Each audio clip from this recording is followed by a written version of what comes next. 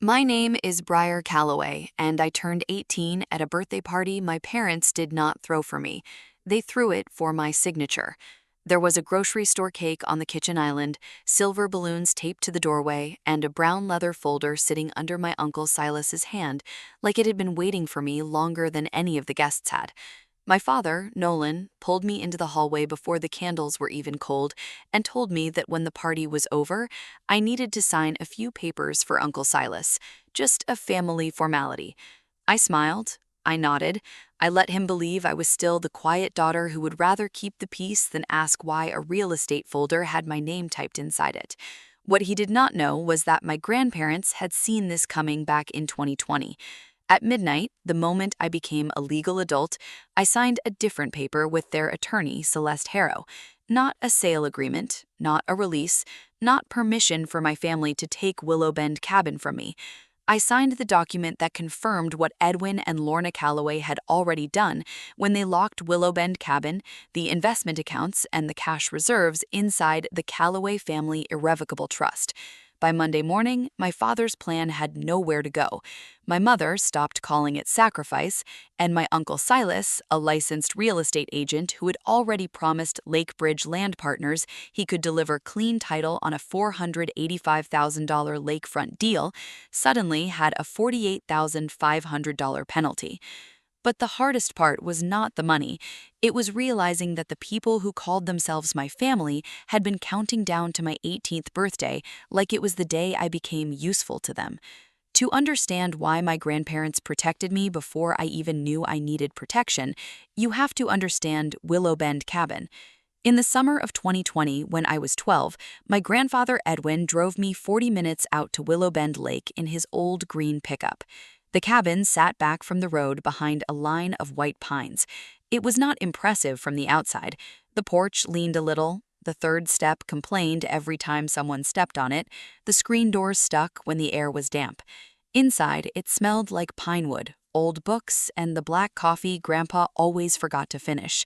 There was a kitchen table he'd built himself, heavy and scarred, and still steadier than anything in my parents' house. There was Grandma Lorna's reading chair by the window, the one with a faded blue cushion and a little stack of library discards beside it. There was a narrow dock that reached into the lake like it was asking a question. That summer, Grandpa taught me how to see what other people missed. He showed me how to press my thumb into old boards to test for rot, how to look for water stains near the ceiling before a leak turned into a disaster, how to find the metal stakes that marked the property line, half hidden under pine needles and moss. A house talks before it breaks, he told me once while handing me a screwdriver. You just have to listen early enough. Grandma Lorna taught me a different kind of listening. She taught me how to wipe dust from the bookshelves without throwing away the notes she'd tucked between pages. She let me make tea, even when I made it too strong. She showed me which curtains to open in the morning so the lake light filled the room. At Willow Bend, I was not extra. I was not the difficult daughter. I was not the girl who should be like her little sister. I was useful, trusted, seen. One evening, Grandpa and I sat on the porch after fixing a loose railing. The lake had turned gold, and his hands still smelled of sawdust. He looked out at the water and told me some people know what a place costs, but not many understand what it is worth. I was 12. I thought he was being poetic. He was warning me. At home, things were different. I was not mistreated in a way anyone could point to from the outside. I had food, clothes, a bedroom, school supplies, but Piper, my sister, had the bigger bedroom with the new desk and the lavender walls. Her debate certificates were framed within a week. Her soccer photos were on the fridge. When I won an award at school or picked up extra shifts shelving books at Marrow Creek Public Library, my mother would smile and say that was nice before asking Piper about practice. I didn't hate Piper for it. She was 15 and she had been handed the easy role. Sweet, bright, lovable, uncomplicated. I had been handed the quiet one, the one who understood, the one who didn't ask for too much. Grandpa Edwin died in November 2022 when I was 14. At the funeral, I saw my father and Silas standing near the parking lot, their heads bent close. I only caught a few words. Lake property, before things get complicated. The flowers were still fresh on Grandpa's casket, and they were already talking about Willowbend like it was inventory. Grandma Lorna died in July 2024 when I was 16. The last time I saw her awake, she held my hand with a strength I did not expect. Her skin felt paper thin, but her eyes were clear. "If you ever feel cornered, find Celeste Haro," she told me. "Do not let them turn that cabin into money." I kept the name. I did not call. Some part of me still wanted to believe my father and uncle would never go that far. After Grandma was gone, I kept going to Willowbend. I worked part-time at the library, saved gas money, and drove out on weekends. I swept pine needles off the roof because Grandpa had said that was how leaks started. I replaced weather stripping around the back door. I checked the dock boards. I painted the porch rail. I kept a small notebook of repairs in the kitchen drawer. I was not protecting an investment. I was caring for the last place where love had felt simple. Then, 3 days before my birthday party, I went into the garage looking for a screwdriver and saw the brown leather folder on my father's workbench. Lake Bridge Land Partners was printed across the top page. I should have walked away. Instead, I opened it. The first page was a conditional purchase agreement for the Willowbend Lake parcel. Offer price, $485,000. Buyer, Lake Bridge Land Partners. Land Acquisition Director, Grant Holloway. Seller Representative, Silas Calloway. Deadline, 30 days to deliver clean title. Penalty, $48,500 if the seller could not deliver clean title or had misrepresented authority. Behind it were maps of the cabin, the dock, the tree line, and the lakefront boundary. Someone had marked potential redevelopment notes in blue ink. My hands went cold. They weren't thinking about selling. Silas had already signed. Then I found the page that explained why they needed me. It was titled Family Interest Release and Consent to Sale. My name was already typed on the signature line, waiting for me to become 18. Lakebridge wanted releases from any possible family claimants before closing. Silas knew Grandma Lorna had told people the cabin belonged with me. He wanted my signature to make it look like I had no claim, no objection, no voice. What he didn't know, or had not bothered to learn, was that the real owner was not him, not my father, and not the Calloway family in the way he meant it. I put every page back exactly where I found it. Then I went upstairs, opened the old cookbook Grandma had given me, and took out the business card she had tucked behind the back cover. Celeste Haro, Trust and Estate Attorney. That night, while my family planned to use my 18th birthday to take my signature, I finally understood what Grandma had been trying to tell me. They had a buyer, a contract, a deadline, and a folder of paper. And I had one name left by the only people who had seen this coming. I called Celeste Haro the next morning from the parking lot behind Marrow Creek Public Library because I did not trust myself to make that call inside my parents' house. The phone rang twice before a woman answered in a calm, clipped voice. "Celeste Haro's office?" My throat felt dry. "My name is Briar Calloway. My grandmother Lorna gave me your card." There was a pause, not long, but long enough to change the air around me. Celeste came on the line herself a moment later. "Briar, I wondered when you would call." By noon, I was sitting across from her in a second-floor office above a dental clinic in downtown Marrow Creek. Nothing about the place looked dramatic. No marble lobby, no glass walls, no view of the lake. Just gray filing cabinets, framed bar certificates, a coffee mug full of pens, and a woman in her late 50s with silver hair pinned at the back of her neck. She did not hug me. She did not soften her voice in that false way adults use when they think grief makes you fragile. She studied my face for a second, then opened a thick blue folder on her desk. "Your grandparents expected this," Celeste said. That was the first sentence that made my hands go cold. She turned the folder so I could see the label, The Calloway Family Irrevocable Trust. I stared at my last name printed in black ink. What is that? Celeste took off her glasses and set them beside the folder. Edwin and Lorna created this trust in August of 2020.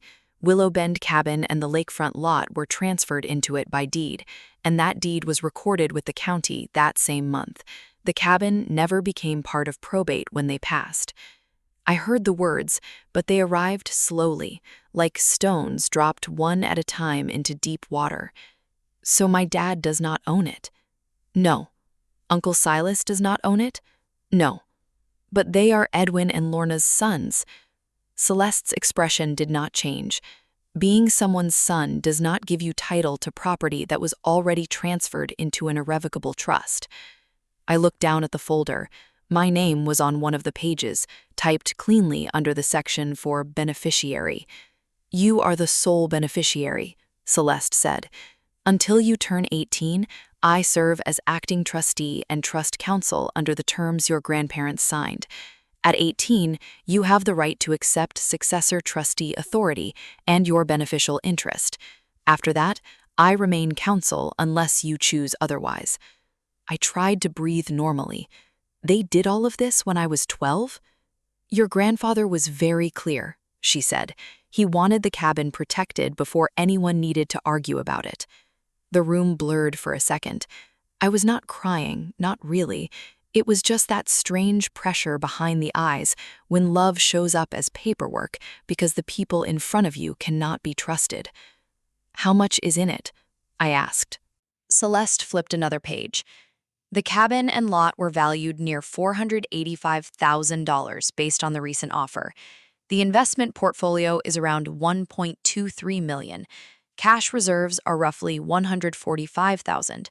Total trust value is approximately $1.86 million, not counting a separate education provision we will discuss later. I sat back.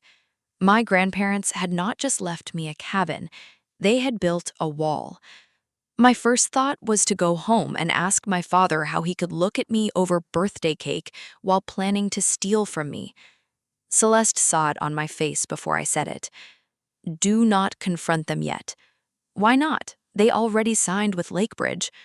Because if you warn them too early, they will not stop. They will adjust. Silas might try to use a false affidavit, a family release, or your signature on a consent form to make the title company think this is just a family disagreement. He cannot make himself owner, but he can create a mess big enough to slow everything down. She tapped the folder once. Your job is simple. Do not sign anything from your father, your mother, or your uncle. Do not tell them what you know. At midnight on April 5th, you sign the acceptance documents with me. Then I send the certified trust documents to Merrow County Title and Escrow, Lakebridge Land Partners, and the county records office, if needed. It sounded simple. It felt impossible. That evening, my mother sat beside me on the sofa with a mug of tea she had made but never drank. Meredith Calloway only made tea for hard conversations. Your father is under a lot of pressure, she began. I kept my hands folded in my lap. Calloway Building Supply has been struggling. First North Star Bank is not being patient. Willow Bend is beautiful, but it's still just a weekend cabin. Taxes, insurance, repairs, you know how much work it is. I know exactly how much work it is. Her mouth tightened, then softened again. If we sell, the whole family can breathe. Families sacrifice for each other, Briar. If you love this family, you will understand that. The words hit where she meant them to hit. For 1 second, I wanted to tell her everything. The trust, the deed, Celeste, the fact that Grandma had seen this version of them before I did. Instead, I swallowed it. I'll think about it. She smiled like she had won. Later that night, I passed the kitchen and heard my father in the laundry room with the door half closed. Darren, I understand that, Nolan said into the phone. I just need time. There's an asset being converted soon. A pause. 186, yes, and about 23 with vendors. I know what is past due. I stood in the hallway, frozen. An asset.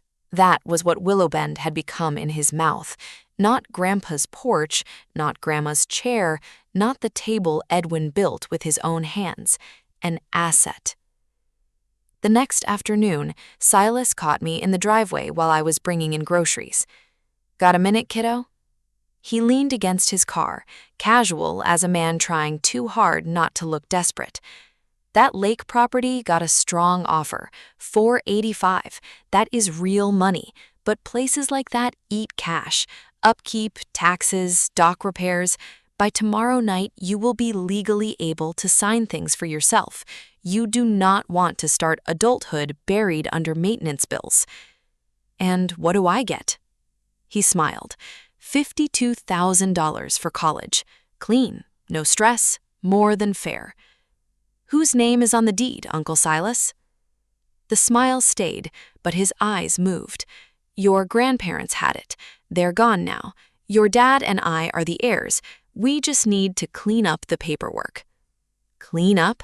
That was the phrase men used to make dirt sound like dust.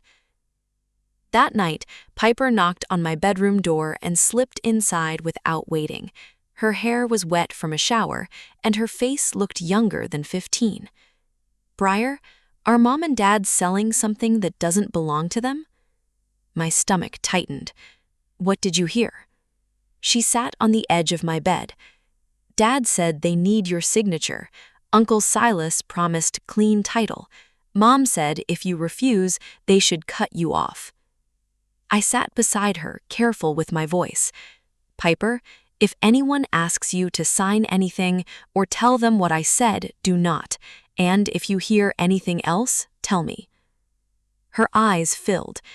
"Is this bad?" "Yes," I said, "but it's not your fault." The next morning, Celeste called while I was shelving returns at the library. I stepped into the staff hallway. "Avery Collins confirmed Lakebridge has opened preliminary title review through Merrow County Title and Escrow. Monica Reyes is the title officer. Silas has 30 days to deliver clean title under that agreement." So the party is not really a party. It's timing. They want your release as soon as you are legally able to sign one. I looked through the narrow hallway window at the library parking lot, at ordinary cars, ordinary people, ordinary Saturday errands waiting for ordinary families. Mine had turned my birthday into a deadline. Celeste's voice stayed steady. "Tonight, before anyone puts another paper in front of you, we'll put the right one in front of you first." From that moment until midnight, my job was not to win an argument.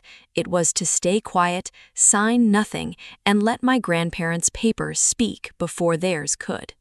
By 4 in the afternoon, our house looked like someone had staged a family commercial and forgotten to make the family real. Meredith had set out trays from Rachel Dunn's diner, little sandwiches cut into triangles, pasta salad in a glass bowl, and a sheet cake with blue frosting flowers.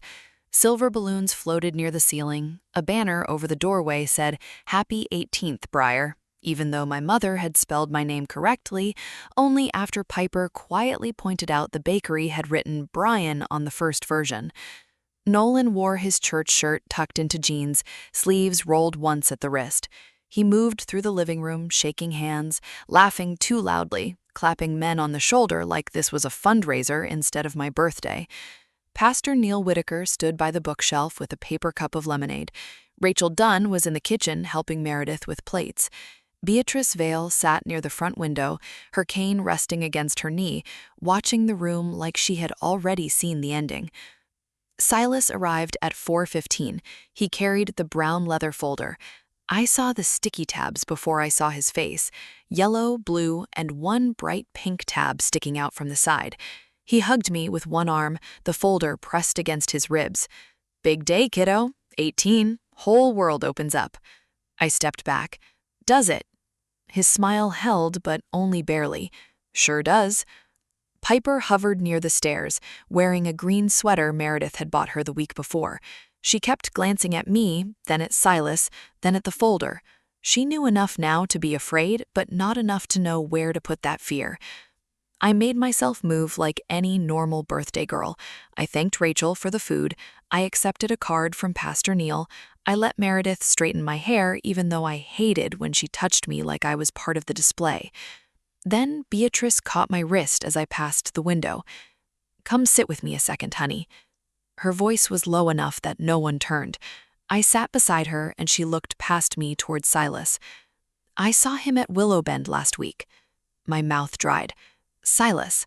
And two men in suits, not lake people, development people.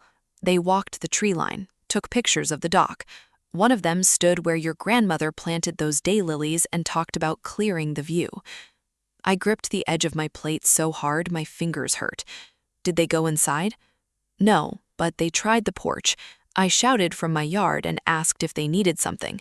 Your uncle said it was family business. Of course he did. Beatrice's eyes softened. Lorna told me more than once that cabin belonged with you, not because you wanted something from it, because you listened to it. She knew who would protect it. Across the room, Meredith laughed at something Pastor Neil said. Nolan lifted his glass. Silas checked his watch. Beatrice squeezed my hand. Do not let them make you feel small in a room full of people they invited for that purpose. Before I could answer, Nolan tapped a spoon against his glass. Everyone turned. "Here we go," he said, smiling at me like this was love. "I just want to thank everybody for coming. Briar is officially becoming an adult tonight, and Meredith and I are so proud of the young woman she is becoming." I felt Piper look at me.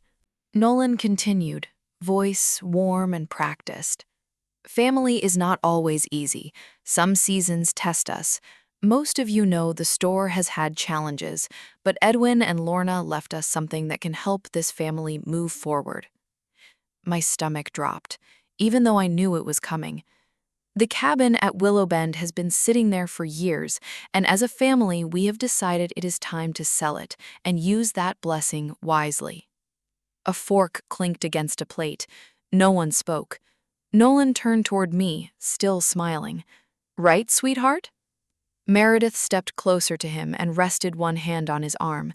"Responsible families sacrifice for each other," she said softly. There it was.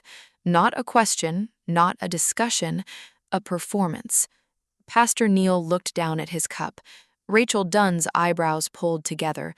Beatrice did not move. Silas stood near the hallway with the folder under one hand, ready. I set my plate on the side table. I never agreed to sell Willowbend. The room went still. Nolan blinked once. "Briar is just emotional. Big birthday." I looked at him. "You announced a decision I never made." The silence changed shape. It stopped being polite and became dangerous. Meredith's face tightened, then smoothed for the guests. "Well, this is probably a conversation for later." "Exactly," I said. Silas shifted his weight. His fingers tightened around the folder. People began leaving 15 minutes later, not all at once, not rudely, but with the careful movements of people backing out of a room where something private had turned public. Pastor Neil said a quiet goodbye. Rachel Dunn touched my shoulder on her way out, but did not speak. Beatrice waited until the doorway cleared. "Lorna would be proud of you. You did not let them speak in your voice." When the front door finally shut, the house felt stripped bare. Nolan stood in the kitchen with both hands on the counter. Meredith gathered plates too fast, stacking them hard enough to chip one. Silas closed the folder and laid it on the table. "Sit down, Briar," Nolan said. I stayed standing. "This family needs help. The bank is not waiting. You think adulthood means saying no to everything, but it means understanding burdens." I looked at him. "Your burdens are not my signature." Meredith turned sharply. "Do you hear yourself? Your father could lose everything." Silas opened the folder. "The buyer will not wait forever. Lakebridge made a strong offer. You sign the release, you get money for school. Your family gets breathing room. Everybody wins." "Who owns Willowbend, Uncle Silas?" His jaw flexed. "We are not doing this again." "Because you do not want to answer." Meredith stepped between us. "Celeste Harlow, who is she?" The name landed like a glass breaking. I stared at my mother. She lifted her chin. Silas found the card in your bag last week. If you're talking to some lawyer behind our backs, we deserve to know why. For a second, all I heard was the refrigerator humming. They had gone through my things, my bag, my room, the one small corner of privacy I thought I still had. Beatrice had been right. This room was built to make me small. Nolan's voice dropped. If you refuse to help this family, then you need to understand what that means. No college help, no car help, no more pretending you can make adult choices and still expect us to carry you. Piper made a small sound from the stairs. We all turned. She stood halfway down, pale and frozen. Meredith snapped, "Piper, go upstairs." Piper did not move. I looked back at my father. I am not signing anything tonight. Silas laughed once, ugly and short. Then you are making a mistake. No, I am refusing to make yours legal. I walked past them before my voice could shake. In my room, I shut the door and leaned against it. My hands were trembling now, not enough for them to see, just enough for me to know I was still human. At 11:58, I opened my laptop. Celeste appeared on the secure call first, then Avery Collins beside her with a stack of documents. Celeste's face was calm, steady, the opposite of everything downstairs. Are you alone? Yes. Do you understand what you are signing? I looked at the first document on the screen, acceptance of successor trustee and beneficial interest, then the trust certification authorization, then the authority allowing Celeste to release certified trust documents to Merrow County Title and Escrow and Lakebridge Land Partners. I understand. The clock changed to 12 a.m., April 5th, 2026. I signed my name, Briar Calloway. My hand shook on the trackpad, but my signature held. Celeste watched the final confirmation appear. This is not revenge, Briar. This is your grandparents keeping their promise. After the call ended, I sat in the dark with the laptop still open. Downstairs, my parents' voices moved through the walls, low and angry.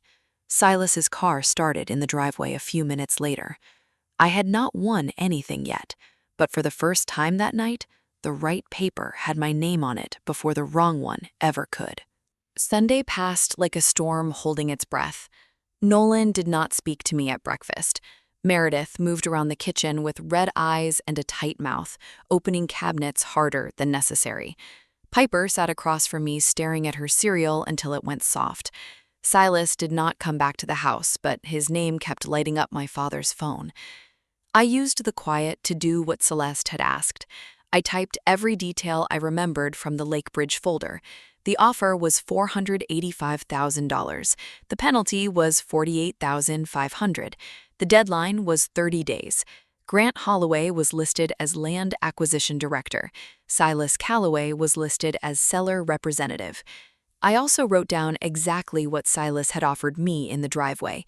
$52,000 for college, clean and easy, as if my grandparents' home was a used car he could flip before lunch. Celeste replied within 10 minutes. This helps. Send nothing to your family.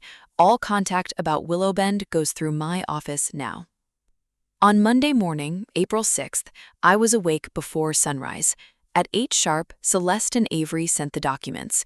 Certified Trust Memorandum, Certification of Trustee, a copy of the recorded 2020 deed, Notice of Trust Interest, my signed acceptance of successor trustee and beneficial interest, the authority papers I had signed at midnight. They went to Merrow County Title and Escrow, to Monica Reyes, the title officer, to Lakebridge Land Partners, to Grant Holloway. Celeste also prepared a copy for county records if anything else needed to be updated. While my grandparents' paperwork moved through inboxes and office printers, my father put on his good shirt. I watched him from the kitchen doorway while he buttoned the cuffs, the same blue shirt he wore to bank meetings when Calloway Building Supply was still doing well. Silas pulled into the driveway at 8:30, and Nolan grabbed his keys like a man heading to solve a problem. Meredith looked at me over her coffee mug. You still have time to do the right thing. I rinsed my spoon and set it in the sink. So do you.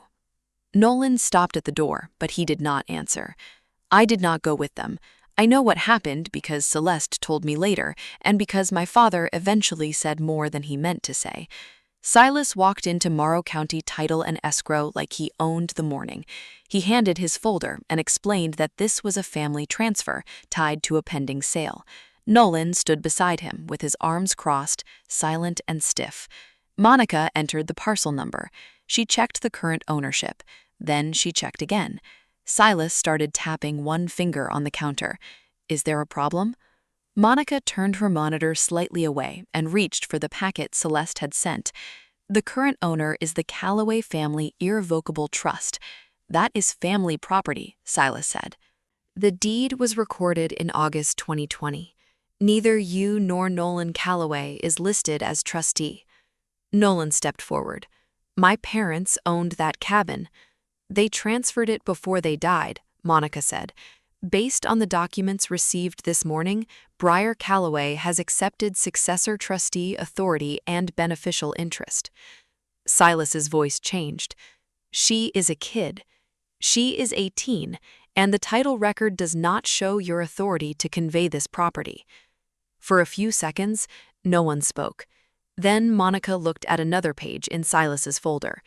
This affidavit will need additional review. The notary information is not matching cleanly with the registry record we have. Silas went pale. It's a standard affidavit. I am not making a legal finding, Monica said. I am saying we cannot proceed on this file as clean title, and this document will need verification. That was when Grant Holloway called Silas. Celeste told me later the call came while Silas was still in the lobby. Lakebridge had received her notice. Grant's voice was calm but not friendly. We have a problem, Grant said. It's a paperwork delay, Silas answered. A trust deed recorded in 2020 is not a delay, it's an ownership problem. Silas tried to lower his voice. This is a family matter. Not anymore. Your agreement represented that you could deliver clean title or had authority to secure it. Our legal team is reviewing the penalty clause and possible damages. The penalty is not the issue here, Silas said. It is one of them, Grant said. By the time Nolan and Silas got outside, they were already turning on each other. You told me this was simple, Nolan said. You told me the property belonged to my parents, and they put it in a trust before they died. You do not understand what you signed. Celeste was already on standby. I merged the call. Mr. Calloway, Celeste said, the trust was executed in 2020, while Edwin and Lorna had documented capacity. The deed was recorded. The property did not pass through probate. You have no authority to sell it. I will contest it, Nolan said. You may speak with counsel, but I will be direct. Without evidence of fraud, coercion, or incapacity, litigation would be expensive and unlikely to change title. For once, my father had no answer. He hung up first. When he came home, Meredith met him in the living room. Their voices rose, then stopped when they saw me. You humiliated this family, Meredith said. I stood by the stairs. No. You did that when you searched my bag. Dad did it when he turned my birthday into a public vote. Silas did it when he took buyers to Grandma's cabin, and you both did it when you threatened to cut me off if I did not sign. Her face tightened. We were trying to survive. You were trying to make me pay for it. Piper appeared at the top of the stairs. Her voice was small. Did they really try to sell something that was not theirs? Meredith closed her eyes. Nolan looked away. I went upstairs and Piper followed me into my room. Tell me the truth, she said. So I did, gently. Grandpa and Grandma put Willowbend in a trust. I am the beneficiary, and now that I'm 18, I'm the successor trustee. Dad and Uncle Silas had no right to sell it. Piper sat on the edge of my bed. Do you hate me because they always chose me? That question hurt more than I expected. No, you were a kid, Piper. We both were. You did not build the system. You just lived in the room they gave you. She nodded, but tears slid down her face anyway. That afternoon, Celeste called again. The title company had acknowledged the trust interest. Lakebridge had paused everything with Silas. The affidavit issue was under review. Then her voice softened. There's one more thing. Your grandfather left a letter for you. He instructed me not to release it until Willowbend was safe. I sat very still after the call ended. The cabin was protected on paper. The deal was broken.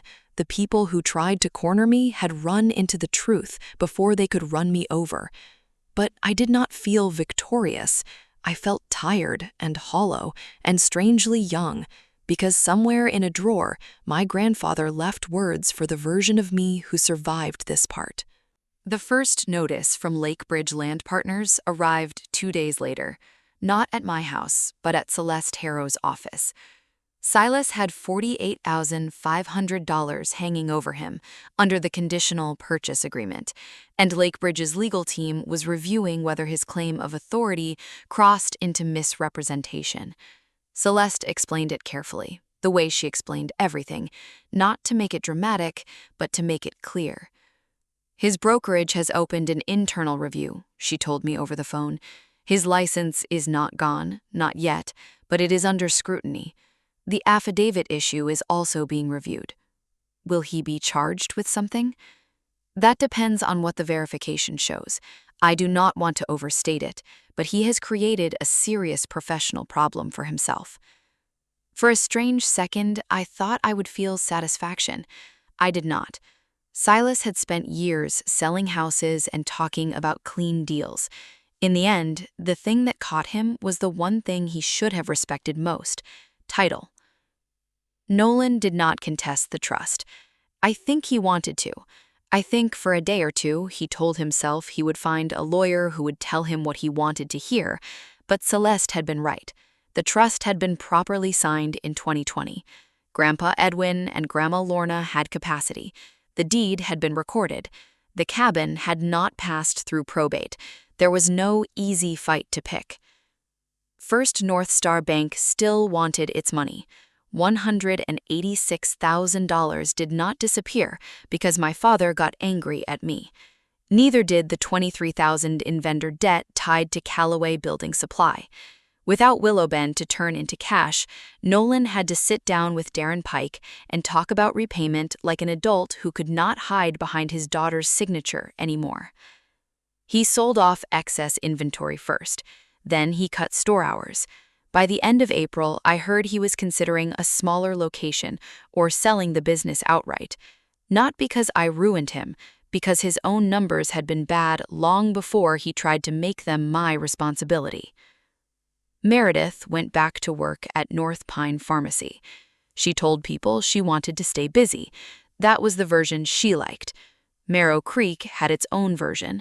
Rachel Dunn had seen enough at the party. Pastor Neil didn't say anything publicly, but church silence can be louder than gossip when everyone knows not to ask too many questions. Beatrice Vale did not spread details, but she did tell one person, and that person told another, that Lorna Callaway had known exactly who would protect Willowbend. My mother lost the one role she valued most. Not wife, not mother, image. Near the end of April, I drove to Willowbend alone. It had rained the night before, and the road in was dark with wet gravel. Pines leaned over both sides like they were keeping watch. When I stepped out of the car, the air smelled like lake water, damp wood, and spring mud. The porch was still crooked. The third step still creaked under my shoe. Inside, the cabin held its old quiet. Grandpa's table stood in the kitchen, scarred and solid. Grandma's chair sat by the window with a folded blanket over one arm. The books still smelled faintly of paper and cedar. I did not walk in like a person who had won. I walked in like someone who had survived a truth she did not want to know. The letter was in the drawer of Grandpa's desk, exactly where Celeste said it would be. My name was on the envelope in Edwin Callaway's handwriting. Briar. I sat in Grandma's chair to read it. He wrote that he loved Nolan and Silas. That was the first thing that hurt. He did not make them monsters to make me feel better. He said they were his sons and he had loved them from the day they were born. But love did not mean blindness. He wrote that I had been different. You asked whether the roof needed patching before you ever asked what this place was worth. That line broke me. I pressed the paper against my chest and cried without making much sound. Not because of money, not because of revenge, because my grandfather had seen me. All those years I thought I was just the spare child in the background. He had been paying attention. The last line was the one I carried out to the porch. Some people know the price of a place. You knew its value. Celeste called while I was still sitting there, looking at the lake through the screen door. "There is one more thing," she said. I wiped my face with my sleeve. Edwin and Lorna created an education and safety fund inside the trust. They put in $50,000 in 2020. As of this month, it is about $61,400. I stared at the floorboards. Silas had offered me $52,000 like he was doing me a favor. My grandparents had already given me more than that, quietly, without asking me to surrender anything. "It is for tuition, housing, or transition costs," Celeste said. "They wanted you to have options." Before April was over, I completed the enrollment forms at Pine County Community College for environmental science. I chose classes that kept me close to Willowband Lake. A few days later, I asked Nolan and Meredith to meet me at Birch and Kettle Cafe, neutral ground, not their house, not the cabin. Nolan looked smaller than he had at my birthday. Meredith kept both hands around her coffee cup. "The cabin is not for sale," I told them. "The trust will not be contested. I am not using what Grandpa and Grandma left me to pay Dad's debts." Meredith opened her mouth, then closed it. I kept going. No more guilt, no more going through my things, no using Piper to carry messages. Anything about Willowbend goes through Celeste. Nolan stared at the table. "I do not know how to fix this." "Then start by not asking me to pay for it." That was not forgiveness. It was a boundary. For now, that was enough. Piper came to the cabin before the month ended, holding a pizza box from Rachel's diner like an offering. "Can I come in?" I opened the door wider. We ate on the porch with paper plates balanced on our knees. For a while, we talked about school, the lake, the way the dock would need new boards by summer. Then Piper looked down at her slice. "Was I part of what hurt you?" I took my time answering. "You were a kid in a system you did not build, but now you get to choose whether you keep living by it." She nodded, crying quietly. "Can I come back sometimes?" "Yes, but Willowband is not going to be Mom and Dad's battlefield anymore." She leaned her shoulder against mine just for a second, and we let the lake answer for us. I did not beat my family. There is no clean victory when the people who hurt you are the people who were supposed to protect you. But I kept Lorna's promise. I protected Edwin's cabin. I learned that defending yourself is not betrayal. Family is not the people who turn love into a bill. It's not the people who use guilt to take what is yours. Sometimes family is the person who leaves you one last paper because they know one day you will need ground to stand on. If you've ever had to stay quiet to protect yourself from your own family, I hope you know that silence doesn't mean weakness. Sometimes it's survival. Sometimes it's timing. Would you have forgiven Nolan and Meredith or kept the boundary exactly where I did? If there is one place, one person, or one promise in your life you would protect no matter what, tell me in the comments. I read those stories, and I know a lot of people listening do too. And if this story stayed with you, subscribe for more stories about family drama, karma, legal revenge, and the kind of healing that starts when someone finally says no.